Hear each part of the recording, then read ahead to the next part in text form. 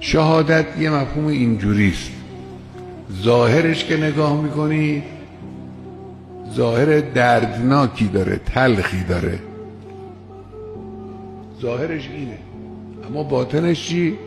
لذت همیشگیست، نعمت همیشگیست. در مقابل او دارن این جان از بین رفتنی رو از شما میخرن و میگیرن. این وعده خداست، مخصوص این دین شما هم نیست.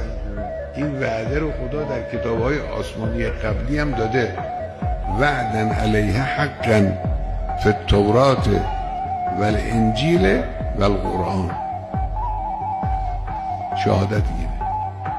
این جانی که من و شما داریم همون یخه، این داره ذره ذره میره دیگه، مگه نیست اینجور؟ ذره ذره داره تمام میشه. هر یک روزی که میگذره یعنی به قبر داریم نزدیکتر میشه.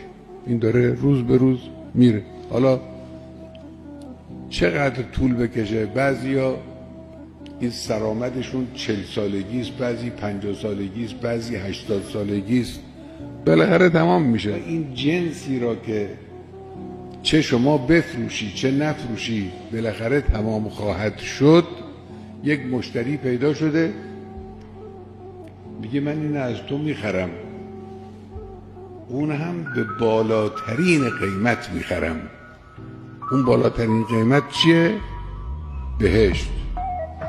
میخرن این جنس رو از شما که به شما بهشت بدن.